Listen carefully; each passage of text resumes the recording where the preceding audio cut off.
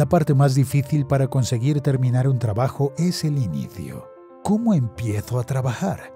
Lo primero que debes saber es que antes de ponerte manos a la obra, nuestro cerebro involuntariamente piensa en la parte más difícil e incomprensible de ese trabajo en concreto. Como resultado, cualquier trabajo nos parece una tarea muy difícil. De manera irresponsable pasamos nuestra atención a todas las cosas innecesarias, con el solo objetivo de dilatar el inicio de esa tarea.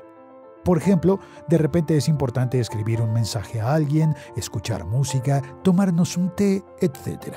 En pocas palabras, no nos sentimos lo suficientemente preparados como para ponernos manos a la obra y constantemente nos falta motivación. De esa manera pasan las horas, días e incluso a veces semanas enteras y como nunca nos hemos sentido preparados, no se produce absolutamente ningún cambio con respecto a esa tarea. Y tengo malas noticias para ti. Si sigues esperando, no sucederá nada.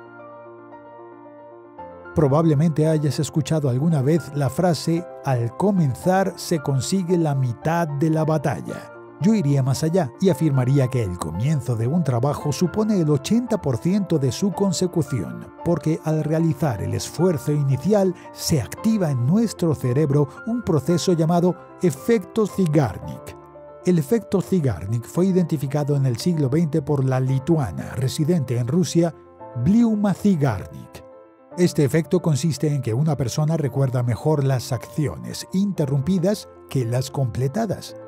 En otras palabras, si ya hemos comenzado a hacer algo, sentiremos una continua incomodidad y molestia hasta que completemos ese asunto, ya que seremos incapaces de sacárnoslo de la cabeza. Debido a esto, intentaremos dedicarle más tiempo y enfocarnos en ese trabajo para terminarlo. El principio del funcionamiento de este efecto se puede explicar con un ejemplo doméstico. Pongamos como ejemplo las series de televisión. Cada serie termina en un punto álgido, lo cual nos causa incomodidad y nos hace esperar ansiosamente para el próximo episodio. Además, el final de la cinta permanece siempre en la memoria y cuando se habla de la serie con otros se suele escuchar algo como «terminó en el momento más interesante, me pregunto qué sucederá en el próximo capítulo». Gracias a ese efecto, cuando terminamos la tarea tendemos a pensar algo como «pues no resultó tan difícil como parecía en principio».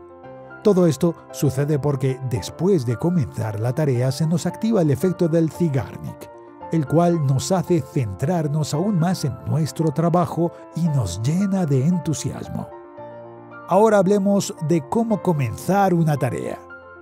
Para ello os presentaré un poco varios métodos que usamos. Algunos de ellos son métodos mundialmente famosos y su efectividad en humanos está más que confirmada. Otros han sido desarrollados por nosotros, por lo cual no sé cuán eficaces serán en vosotros. Sin duda alguna los compartiré y podréis probarlos y comprobar sus resultados. Método 1. La regla de los 5 segundos. Podrás obtener información detallada sobre este método en el libro homólogo escrito por el presentador de televisión estadounidense del canal CNN, Mel Robinson. En estas líneas yo te contaré cómo aplicarlo. La regla de los 5 segundos es bastante sencilla. Tan solo se trata en contar de 5 a 0 y una vez digas 0, ponerte a trabajar. Por ejemplo, necesito grabar una voz para este vídeo y no quiero hacerlo, con lo cual siempre pospongo el asunto. Para superar este trance, empiezo a contar en mi mente 5, 4, 3, 2, 1, 0. Tras ello, me levanto, tomo un micrófono y una grabadora de voz y comienzo a sintonizarlos. No sabemos exactamente por qué funciona este método, ni tampoco conocemos sus aspectos científicos, pero he probado este método yo mismo y te puedo asegurar con toda certeza que funciona. Quizás recuerdes que cuando eras niño, cada vez que contábamos hacia atrás, siempre ocurría algo. También cuando se lanza un cohete, la cuenta atrás va de 10 a 0, y una vez se pronuncie el 0, el cohete despega. Probablemente todo esto se base en un principio. Además, resulta más eficaz contar de 5 a 0 porque si cuentas de 1 a 5, siempre hay una continuidad tras el 5 y como consecuencia el resultado es menos efectivo. Tal vez no haya diferencia entre estos ejemplos, pero nosotros mismos creemos en ellos. A mí también me resulta mucho más efectivo contar de 5 a 0. También me gustaría anotar que no importa cuántos segundos dure la cuenta atrás. Puede ser 5, 4, 3. Utiliza el número que más te guste y que te aporte más estímulo. Método 2. Presentar el flujo. El segundo método lo llamamos presentar el flujo. Este nombre se nos ocurrió a nosotros mismos a fin de identificar ciertos trucos. Tú puedes pensar en un nombre que te venga mejor. Esto significa que estas etapas se representan a sí mismas. Al comenzar una tarea, escribo las 3 etapas sucesivas más básicas de dicha tarea por las que comenzaré. Me permito realizar solo estas 3 etapas y me digo a mí mismo que tras la tercera etapa final puedo dejar el trabajo o continuar haciéndolo. No me engaño en absoluto. Si tras 3 etapas no quiero continuar trabajando, entonces no me obligaré. Pero, sinceramente, hasta ahora han sido pocas las ocasiones en las que no he deseado continuar tras la tercera etapa.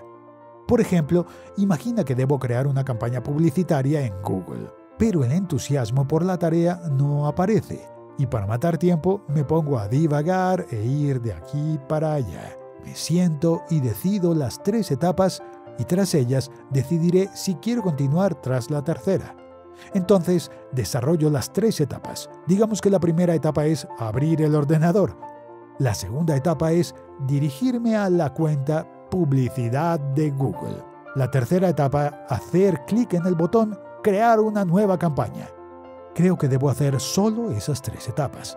Tras ello, me doy la libertad de qué hacer y cómo hacerlo. Pero después de hacer clic en el botón Crear una nueva campaña, ya quiero dar el siguiente paso y no puedo apartarme de la página. Y termino lo que comencé. Y tras ello, experimento ese placer que se siente cuando se tacha ese trabajo de la lista de tareas pendientes. Este es un método excelente. En primer lugar, los 3 pasos más sencillos nunca dan miedo y se puede comenzar fácilmente. En segundo lugar, después de comenzar, dar un paso más no resulta tan complicado. Método 3. Fecha límite artificial natural. El tercer método se llama fecha límite artificial natural. Creamos este método para nosotros mismos y a nosotros nos funciona a la perfección. Así que me gustaría compartirlo contigo. Si este método no te conviene, entonces puedes enfocarte en los 2 métodos anteriores. El método del plazo natural artificial consiste en aprender algo, trabajar en algo, etc. Lo primero que hacemos es quedar con alguien cuya opinión nos resulte muy importante para poder debatir sobre el tema. Es decir, el día de la reunión con esa persona se convierte en una especie de fecha límite para mí. Imaginemos que necesito preparar una presentación. Está claro que no puedo hacer una excelente presentación en un par de días, especialmente si necesito estudiar asignaturas, realizar investigaciones, etc.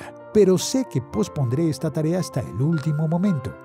Por tanto, lo que haré será elegir una persona cuya opinión sea muy importante para mí y convoco una reunión con esa persona en, por ejemplo, una semana para mostrarle la presentación y escuchar su opinión. Al establecer la hora de la reunión, yo mismo creé una fecha límite artificial, así que tendré que estar listo para ese momento. No tengo otra opción y tengo que empezar a trabajar porque me he puesto ese plazo. Otro ejemplo es cuando necesito hablar con alguien sobre comprar o vender algo, pero antes necesito estudiar el proyecto, evaluarlo, etc. Por tanto, lo primero que debo hacer es designar una reunión para comprar o vender, y para ello crearé una fecha límite. Seguramente ahora estarás pensando, pero hay cosas que no se pueden terminar a tiempo, y si nos fijamos un plazo determinado, no llegaremos a tiempo. Quiero decirte con total confianza que sí lo conseguirás. Probablemente todos hemos pasado por situaciones similares en la escuela o universidad cuando nuestros compañeros comenzaban a estudiar 15 o 20 días antes del examen, pero nosotros empezábamos 3 días antes, o incluso el día anterior, teniendo que aprender todo para aprobar. Personalmente pasé por muchas situaciones similares. ¿Sabes por qué sucede esto? porque en una situación desesperada, cuando es cuestión de vida o muerte, nuestro cerebro busca el camino más corto para alcanzar la meta y se mueve hacia ese objetivo. Nuestro cerebro es mucho más increíble de lo que pensamos que es. Deberías confiar en él porque, de un modo u otro, siempre te sorprenderá con algo importante. Por tanto, a veces es necesario ponerse plazos para estimular al cerebro. Y de esta manera hemos tratado los 3 métodos y el efecto Zeigarnik.